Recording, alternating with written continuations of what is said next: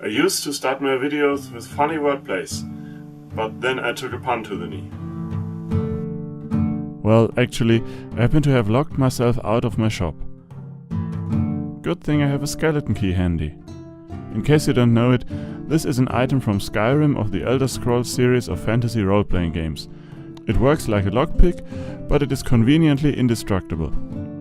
Let me show you how I made it. After looking at reference material, I decided that it would be easiest to turn this in 2 steps. First, the center spindle, then the ring that would, in any self-respecting science fiction, be called the Habitat Ring if this was a space station.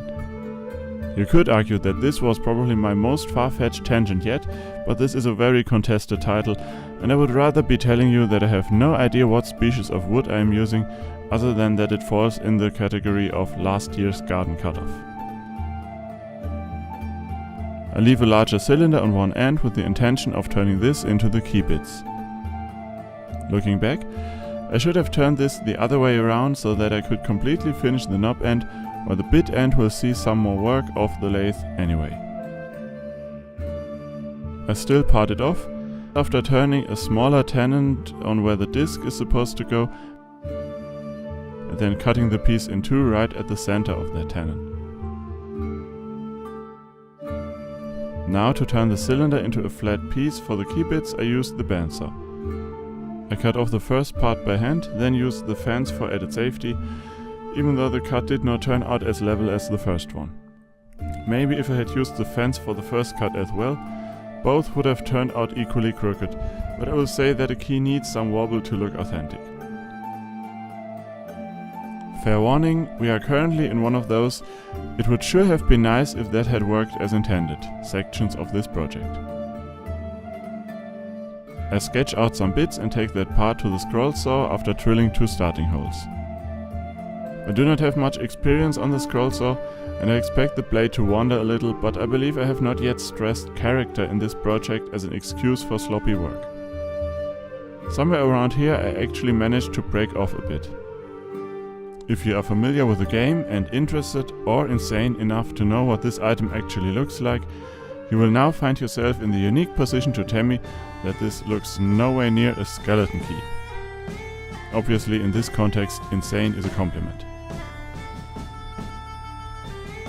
The original item had different keys, and I'm a bit torn here since I have to admit that I did not look too closely at that part the first time I referenced a few pictures.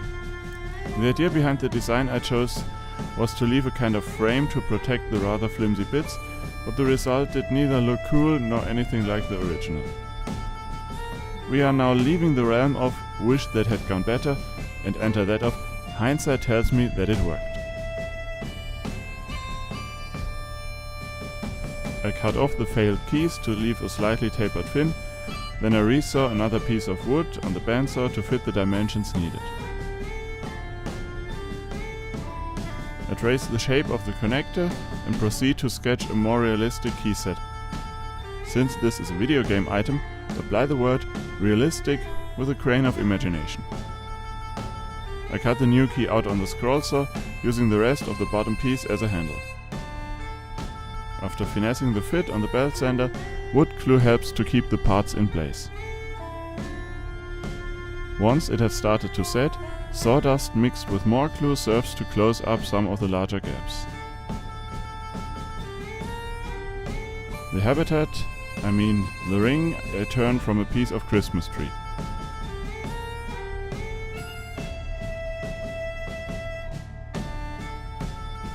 What I'm actually turning is a shallow hollow form,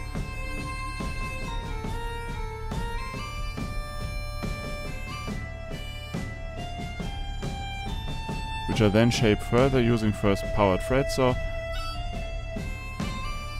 and then the manual scroll saw. The tree's rings were kind enough to serve as a reference for the pattern, and they were concentric to boot. To connect the 3 pieces, I drill a hole in the center of the ring and widen it with a file until it fits the tenon on both spindle pieces. Yes, actually taking care to turn the tenon to a size that I have a drill bit for would have been more efficient and productive. So not my style. I glue these pieces together with epoxy. the faster setting stuff, since I do not see how I could clamp this without breaking something. Holding it for 5 minutes is definitely long enough. To paint it, I use acrylic paints. First, as a primer, a coat of black. I'm using pieces of fabric tape as a makeshift palette, and after the black has dried, I give it a dry brush layer of copper to give it an aged look. Dry brush means that you elevate not putting enough paint on the brush to an art form. Effectively just dipping the tip of the brush and then spreading it over as large an area as possible. Too late I remember the bluish ornamental design on the knob. I add the rough shape with blue paint. Then come back later with black to paint the lines over it. A few coats of spray lacquer applied on the moving key, and that finishes the skeleton key from Skyrim. And there we are. Please use it responsibly, after all it's still a Dietrich artifact and Nocturnal might want it back. Who knows what'll happen. Also, steer clear of the Avonmere. Just saying. I hope you enjoyed this little video game inspired project.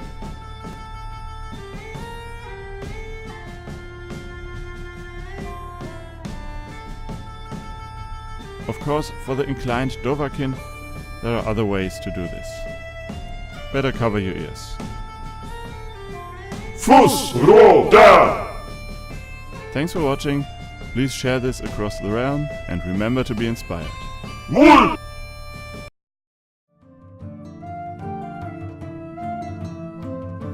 Who knows what I can actually lock with this one?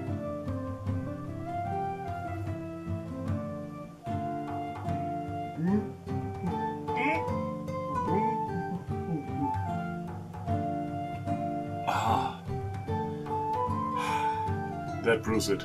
This is way too dangerous for anyone to have. Except